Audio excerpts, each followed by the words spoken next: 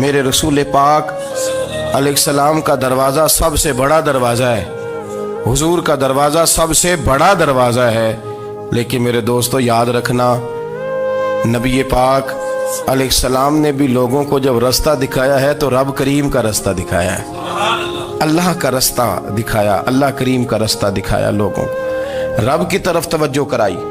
میرے رسول کریم سید عالم صلی اللہ تعالی علیہ وسلم نے لوگوں کی اللہ کی جانب توجہ کرائی اور لوگوں سے یہ کہا کہ وہ اپنے رب کریم کی جانب اپنا ذہن رکھیں، اپنی توجہ اپنے اللہ کی جانب مبذول کریں۔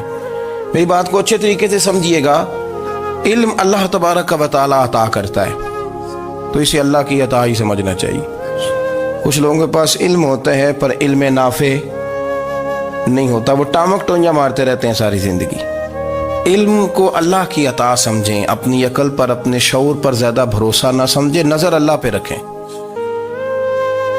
حضرت مولا علی شیر خدا کرم اللہ تعالی وجہہ الکریم سے کسی نے پوچھا تھا بڑا عالم کون ہوتا ہے؟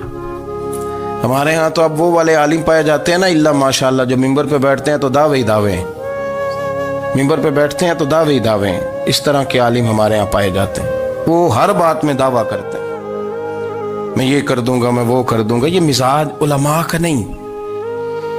حضرت علی المرتضیٰ سے کسی نے پوچھا بڑا عالم کون ہوتا ہے؟ فرمایا بڑا عالم وہ ہوتا ہے کہ جسے مسئلے کا پتہ نہ ہو تو وہ کہہ دے مجھے نہیں پتا، میں پتہ کر کے بتاؤں گا، غلط بات بیان نہ کرے۔ امام مالک سے کسی نے کوئی مسئلہ پوچھا تو آپ فرمانے لگے مجھے اس سوال کا جواب نہیں آتا، ہمارے بزرگ سمجھاتے کیا ہے؟ وہ کہنے لگا آپ اتنے بڑے امام ہیں تو اس سوال کا جواب نہیں آتا۔ فرمانے لگے اگر مجھے ہر سوال کا جواب آتا پھر تو میں خدا ہوتا، مجھے ہر سوال کا جواب نہیں آتا، مجھے تو اتنا آتا ہے جتنا میرے رب نے مجھے عطا کر دیا ہے۔ اپنی نظر اللہ پہ رکھیں، نکل آئیں اس معمے سے باہر کہ میں کوئی بلا ہوں، مجھے بڑا پتہ ہے، میرے پاس 6 ڈگریاں ہیں، مجھے 10 جگہ پہ تدریس کا شغف حاصل ہے، اس سے نکلیں باہر۔ قرآن مجید دیکھیے گا، اللہ تعالیٰ نے ارادہ قدرت فرمایا کہ میں حضرت آدم کو بناؤں گا، پھر بنانے کے بعد فرمایا فرشتوں سجدہ کرو آدم کو، سب نے سجدہ کیا الا ابلیس ابا واستکبر وکان من الکافرین، سب نے سجدہ کیا سوائے ابلیس کے، اس نے انکار بھی کیا، تکبر بھی کیا اور کافروں میں سے ہو گیا۔ تو یہ جب اللہ تعالیٰ نے سجدہ کرایا تو کیسے کرایا؟ اللہ تبارک و تعالیٰ نے نا حضرت آدم کو علم سکھایا خود، وعلم آدم الاسماء کلہا، خود اللہ فرماتے ہیں کہ میں نے جناب آدم علیہ السلام کو تمام اشیاء کے نام سکھائے، سب اشیاء کے نام سکھائے۔ تو وہ چیزیں پھر میں نے نا، اللہ فرماتے ہیں میں نے فرشتوں پہ پیش کی، میں نے کہا کہ بتاؤ ان کے نام کیا ہے، تو فرشتوں نے جو جواب دیا ہے وہ سمجھنے والا ہے۔ اللہ نے چونکہ خود علم سکھایا تھا حضرت آدم کو، جناب آدم سکھایا تھا لیکن فرشتوں کو نہیں سکھایا تھا، تو اللہ کریم نے فرمایا فرشتوں اب یہ بتاؤ ان چیزوں کے نام کیا ہیں؟ تو فرشتے کیا کہتے ہیں؟ فرشتے عرض کرتے ہیں قالوا سبحانک لا علم لنا۔ آپ کبھی یقین کریں اس چیز کی لذت لیں تو مزہ آ جائے۔ کہا قالوا سبحانک، کہنے لگے تو پاک ہے، قالوا سبحانک، کہنے لگے تو بھئی آدم علیہ السلام کو نام سکھا لیے، پھر فرشتوں کے سامنے وہ چیزیں پیش کر کے کہا ان چیزوں کے نام بتاؤ، تو فرشتے کیا کہتے ہیں؟ کہتے ہیں قالوا سبحانک، تو پاک ہے، لا علم لنا، ہمارے پاس کوئی علم نہیں، الا ما علمتنا، ہمیں تو اتنا پتہ ہے جتنا تو نے ہمیں سکھا دیا، ہمیں تو اتنا پتہ ہے جتنا تو نے ہمیں، لا علم لنا، ہمارے پاس کوئی علم نہیں ہے، اتنا ہی پتہ ہے جتنا تو نے ہمیں سکھا دیا ہے، اس سے زیادہ ہمارے پاس علم۔ اور یہ کیوں تو نے ہمیں جتنا سکھایا اتنا پتہ ہے؟ فرشتے یہ نہیں کہتے یا اللہ تو زیادہ سکھا، آدم کو دیا تو ہمیں بھی دے، یہ نہیں فرمایا، فرمایا انک انت العلیم الحکیم، اے اللہ تو علم والا بھی ہے اور حکمت والا بھی ہے، تجھے پتہ ہے کس کو کتنا دینا ہے، جتنا تو نے مناسب سمجھا جناب آدم کو دیا اور جتنا تو نے بہتر سمجھا وہ تو نے ہمیں عطا فرمایا۔ تو اگر آپ کے پاس علم ہے، کہیں نالج ہے، اس کو اللہ کی عطا سمجھے۔ ہمارے ہاں بہت سارے لوگ بن کے بیٹھ جاتے ہیں، میں اکثر کہتا ہوں کہ پھر وہ دعوے کرتے ہیں میرے علاقے والے جاہل ہیں، میرے شہر والے جاہل ہیں، میرے خاندان والے پڑھے نہیں، یہ آپ کا دعویٰ ہے، یہ آپ کو خراب کر دے گا۔ ہم نے بہت سارے ایسے لوگ دیکھے جو بہت بڑے عالم تھے، لیکن اللہ جب لینے پہ آیا تو عقل ہی لے گیا، شعور ہی چلا گیا، حافظے ختم ہو گئے۔ آپ دیکھتے ہیں بڑھاپے میں کچھ لوگ ایسے ہوتے ہیں کہ جن کو یہ بھی یاد نہیں رہتا کہ میرا نام کیا ہے، میں کہاں ہوں، مجھے کدھر جانا ہے۔ تو اس وقت سے اللہ کی پناہ مانگیں اور اپنی نظر اپنے رب کریم کی جانب رکھیں، اللہ کی جانب اپنی نظر کو مبذول رکھیں۔ دوسری بات، علم کے بعد ایک چیز آتی ہے جس کا نام ہے ہدایت، جس کا نام ہے تقوی، جس کا نام ہے پرہیزگاری، جس کا نام ہے عمل، عبادت، ریاضت۔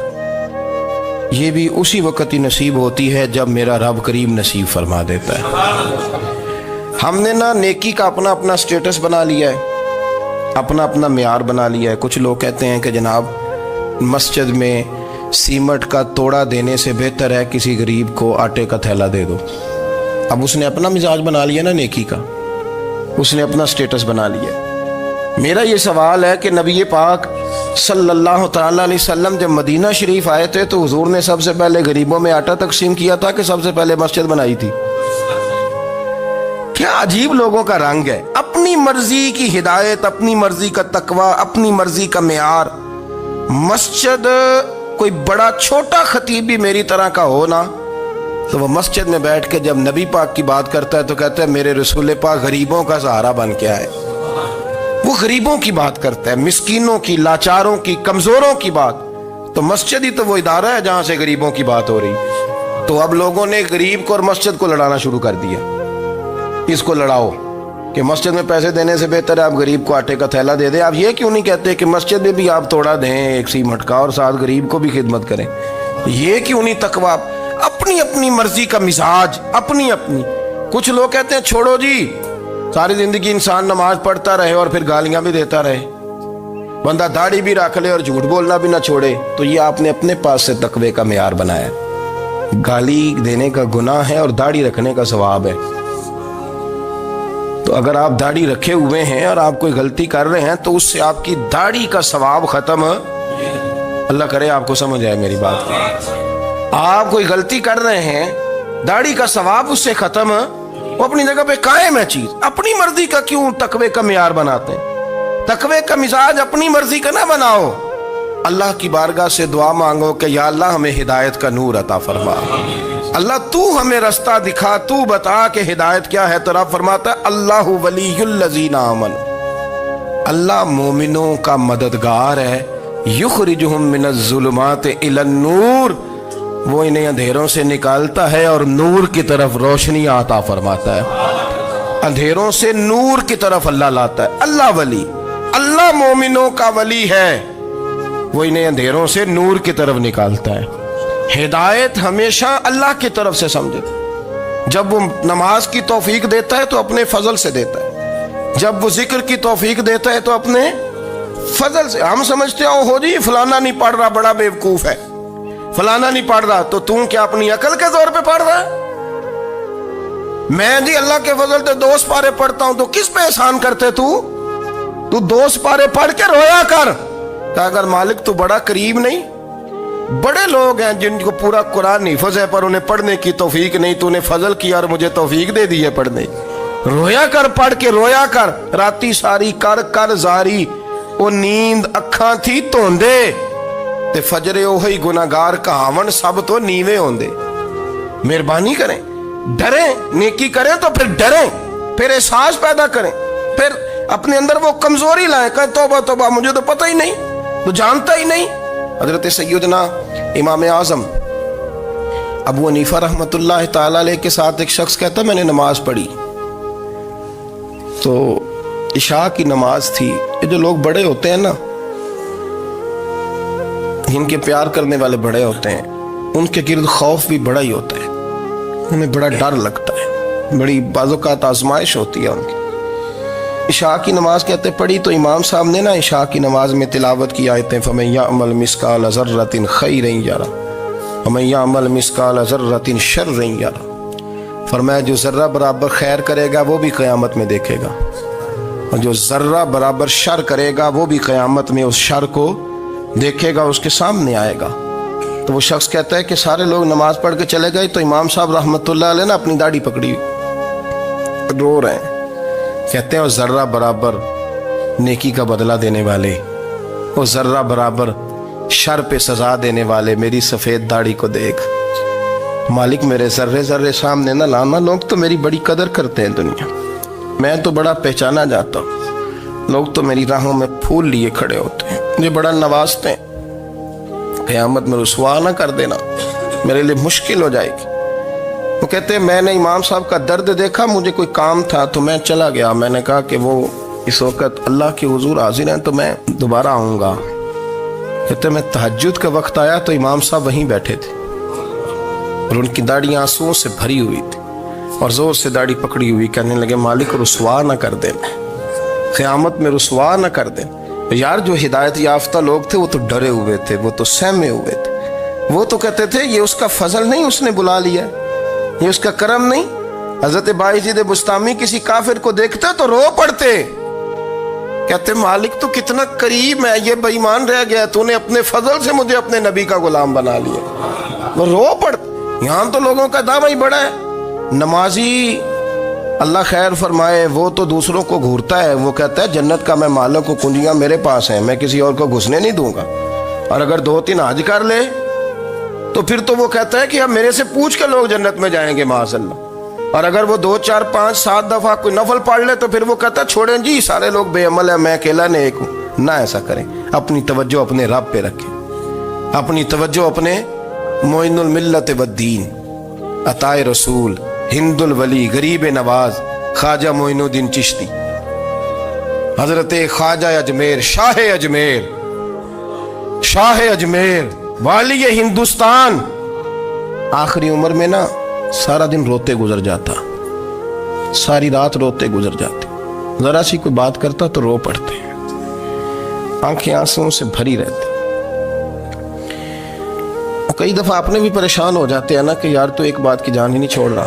تو خواجہ قطب الدین صاحب بختیار کاکی سے لوگوں نے کہا کہ آپ مرشد سے بات کریں، اتنا بھی تو نہیں نہ رونا چاہیے، ہر وقت اس کے آنسو کی کریے. عاشق دا کام ہی رونا تونا تے بنا رویوں نہیں منظوری. یہ عاشق سدا ہی روندا رہندا ہے، پاویں وصل ہوئے تے پاویں دوری. ہر وقت رونے کا کیا مطلب ہے؟ تو خواجہ قطب صاحب کہتے ہیں میں قریب گیا تو میں نے پیر دبائے، میں نے کہا سونیا لوگ تو کچھ بھی نہیں کرتے، تو نے تو کمال کر دیا، 90 لاکھ آدمی مسلمان کر دیا، دنیا کچھ نہیں کرتی، تو نے 50 سال ساری رات مصلے پہ بیٹھ کے رب راضی کیا. تو شہزادہ تھا، حضور کی اولاد تھا، لیکن معین الدین تیرا ایک پلاٹ بھی نہیں، تو نے طالب علم پالے، انہیں غریبوں کو دیا، انہیں نوازا، کوئی شے نہیں تیرے پاس، ہر چیز تو نے، ساری رات روتے ہو، سارا دن روتے ہو. تو خواجہ قطب الدین صاحب کہتے ہیں میں نے جب عرض کیا تو خواجہ صاحب مجھے گلے لگا لی، چیخ مار کے روئے، کہنے لگے قطب الدین پتر داڑھی سفید ہو گئی، جانے کا وقت آ گیا، جو تو نے نیکیاں گنوائی ہیں وہ ہیں صحیح میرے پاس، پر یار کی بارگاہ میں پیش کرنے کے قابل ایک بھی نہیں. تو بارگاہ تو دیکھ کتنی بڑی ہے، رسول کریم کی بارگاہ میں پیش کرنے کے قابل ان میں سے ایک بھی نہیں. تو آستانہ دیکھ کتنا بڑا ہے، کیا پیش کروں گا، کیا عرض کروں گا حضور کی بارگاہ میں، کس طرح. وہ یار جو بڑے تھے وہ تو ڈرے ہوئے تھے، سہمے ہوئے تھے، وہ تو بڑی آزمائش میں تھے، لیکن میرا اور آپ کا رٹا 2 نمازیں پڑھ کے 6 نمازوں کا دعویٰ کرنا اور لمبی چوڑی کہانیاں بنانا اور اپنے منہ سے اپنی تعریفیں کرنا، اس سے تھوڑا باہر آئیں. رزق بھی میرا اللہ ہی دیتا ہے، علم بھی اللہ دیتا ہے، رزق بھی. بڑے بڑے فقیروں کو مالدار ہوتے دیکھا، بڑے بڑے مالداروں کو فقیر ہوتے دیکھا، بڑے بڑے. میرے ایک بڑا سخی قسم کا سجن ہے، بڑا پیارا ہے، میں اسے سخی مانتا ہوں. میں نے اپنی پریشانیوں کے دنوں میں بھی اس شخص کو سخی دیکھا. ایک دن رات کو مجھے ٹیلی فون کر کے کہنے لگا کدھر ہو؟ میں نے کہا میں گھر ہوں. نہیں اکثر سفر میں ہوتے ہو نا؟ میں نے کہا طبیعت کیسی ہے؟ ٹھیک ہے، بس حال چال پوچھنا تھا. میں نے سمجھائی، میں نے کہا یار یہ کوئی مسئلہ ہے، ورنہ رات کے 2 بجے کوئی حال پوچھنے کو فون تو نہیں نہ کرتا. कोई मतलब ऐसा तो मसला नहीं ना। तो मैंने बैक कॉल की, मैंने कहा यार मेरी बात सुन, मसला क्या? कि नहीं कुछ नहीं दिल कर रहा था। मैं कहा मेरी गल सुन, रहे असी 4-5 साल कट्ठे, मैं तेन जानना, असल बात कर। कहने लगा मकान भी बड़ा है, सारा कुछ ठीक है, पर वो बड़ा ही बेनियाज है। कुछ हालात इस किस्म के आ गए हैं कि लोगों को बताऊं भी तो लोग मानने को तैयार नहीं। ज़्यादा नहीं, मुझे ना थोड़े से पैसों की ज़रूरत है, को 15-20 हज़ार अगर मिल जाएं, मेरी ज़रूरत। आप यकीन करें मैं रोता रहा सारी रात। मैंने कहा मेहरबाना तेरा किस तरह करांगे, इससे लेके ज़माना इस्तेमाल करता था, पर बेपरवाही वेख ना सज्जड़ दी, जिथे किसे दी पेश ना जावे, उन्हें ताजा वाले दर दर रोले ते मंगते तख्त बिठावे। सजना किसे नू कारा मिल दई, कोई काबे खाली आवे। वल्लाहु खैरुर राज़िकीन, वो कहते तू दाएं बाएं ना जा, रिस्क तो तुझे मैं दूंगा, मैं हूं बेहतर रिस्क देने वाला। बड़े बड़े बादशाह, बड़े बड़े शहनशाह, बड़े बड़े लोग, हाथों में कासे, फकीरियां। उम्मे रबिया क्या करती थी, बड़ी नेक और साले खातून थी। वो कहती हैं कि मैं ना बड़े अमीर आदमी की बीवी थी, अपने शौहर के साथ छत पे बैठी थी, तो नीचे फकीर मांगने वाला आया। उसने बड़े दर्द से सदा की, तो मैंने अपने शौहर से कहा कुछ देने का, दफा कर, इन लोगों ने धंधा बनाया हुआ है। कहती मैं मेके से भी बड़ा माल लेके आई थी, मेरे माँ बाप बड़े अमीर थे, तो मैंने ना चोरी अपने खामद से नज़र बचा के बाथरूम जाने के बहाने गई और नीचे जाके 5 दिनार मैंने उस फ़कीर की हथेली पे रखे। कहते उसने 5 दिनार देखे, फिर मेरी तरफ देखा तो मैंने उसकी आंखों में आंसू चमकते देखे। कहने लगे बीबी रब तेरा भला करे, मैं 3 दिनों का भूखा हूँ। कि वो चला गया, मैं घर आ गई। जब बाहर आई तो मेरा शौहर कहने लगा तू इतनी अब इतनी तू तेज हो गई है और तू इतनी खुद मुख्तार हो गई, मेरे बगैर पूछे माल खर्च करेगी, जा तुझे 3 तलाकें। कहती मैं बालदार और वजादार बाप की बेटी थी, तलाक लेके घर आई तो मेरा बाप टूट गया, चारपाई पे चला गया। ओहो ये क्या बन गया। कहती बड़ी तकलीफ रही। 1-2 साल के बाद मेरे अब्बा ने मेरी शादी कर दी। अब जिस शौहर के पास गई वो बड़ा नेक था, परहेजगार था, अल्लाह ने बेहतरीन सिला दिया। कहती छत पे बैठी थी, दरवाजे पे फकीर आया, मैंने शौहर से कहा कुछ दे दूं। कहने लगा 5 ना देना, 15 देना, 20 देना, मैं फकीर हूँ, मैंने फक्र से दौलत देखी है, इसे खाली ना लौटाना। कहती है कि मैं नीचे गई और जब मैंने उसकी तरफ दिनार बढ़ाए तो मेरी चीख निकली, पैसे फेंक के मैं बेहोश होके गिरी। मेरा शौहर ने आके उठाया, अंदर ले गया, पानी मुंह पे छिड़का। कहने लगा तुझे क्या हुआ? कहने लगी ये जो मांगने आया ये मेरा पहला शौहर था, वही था जो कहता था कि तू 5 दिनार दे आइए, जा तुझे 3 तलाकें। पढ़ो ना हदीस पाक, मेरे नबी पाक अलैहिस्सलाम ने फरमाया एक बंदा गंजा था। गंजा कोई तरतीब आगे पीछे हो जाए तो मफहूम के लिहाज से, लेकिन मैं मफहूम उसका वाज़े करता हूँ। एक गंजा था, कोई शय नहीं थी, सर पे बाल भी नहीं थे, रोया करता था। अल्लाह ताला ने फरिश्ते को भेजा, तुझे क्या चाहिए? तो कहने लगा बाल आ जाए और थोड़ा माल आ जाए। फरिश्ते ने हाथ फेरा तो बाल भी आ गए, तो बकरियां भी आ गईं, लाइनें लग गईं, माल ही माल हो गया। दूसरे के पास गया, वो कोड़ा था, उसको जाके कहा क्या चाहिए? कहने लगा शिफा हो जाए और कुछ अल्लाह ताला आसानी कर दे। शिफा भी हो गई, गायें भी दे दी, भैंसें भी दे दी, माल ही माल हो गई। फिर एक के पास गया, वो अंधा था, तुझे क्या चाहिए? उसने कहा आंखें मिलने और कुछ साथ अल्लाह माल दे दे। ऊंट ही ऊंट हो गए। जब बड़ा नवाज दिया तो फिर मालिक ने इम्तिहान लेने का इरादा किया।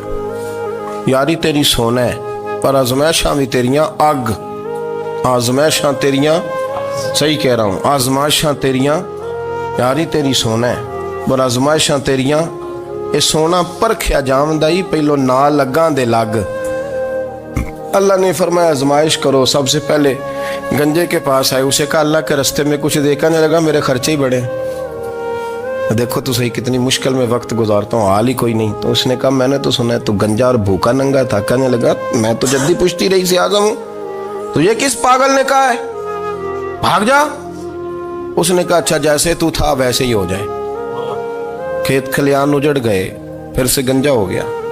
हुजूर अलैहिस्सलाम फरमाने लगे, फिर वो उसके पास गया जो कोड़ा था, उसे कहा कुछ दे। कहने लगा खर्चे ही बड़े, اب پوچھ لیں کسی امیر آدمی سے، کہے گا چکی کے نیچے ہاتھ ہے میرا، میرے سے زیادہ تو پریشان بندہ ہی کوئی نہیں۔ کیا بتاؤں آپ کو، اتنا ٹیکس ہے، اتنا جرمانہ ہے، فلانی شے، بڑا کچھ گنواتے ہیں لوگ۔ اس نے کہا میں نے تو سنا تو پہلے کوڑا تھا۔ اس نے کہا جا دوڑ جا، میں تو رئیس اعظم ہوں، دادا بھی پردادا بھی اور ساری نسل ہی۔ اس نے کہا اچھا جیسے تو تھا ویسے ہی ہو جائے۔ پھر وہ گیا اندھے کے پاس اور جا کے کہا اللہ کے نام پہ کچھ دے۔ تو کہنے لگا رب کے نام پہ؟ یہ کھڑے ہیں اونٹ، جتنے تیرے دل کرے لے دا۔ اس نے کہا کیا معنی اس بات کا؟ کہنے لگا یار تجھے کیا بتاؤں، میں تو اندھا تھا، میں نے تو کبھی دنیا دیکھی نہیں تھی، پھر اس کریم نے فضل کیا تو مجھے بڑا کچھ دکھایا۔ میں کیا بتاؤں، میرا دل کر رہا ہے کہہ دوں کہ پھر اس نے کعبہ دکھایا، پھر اس نے روضہ رسول دکھایا،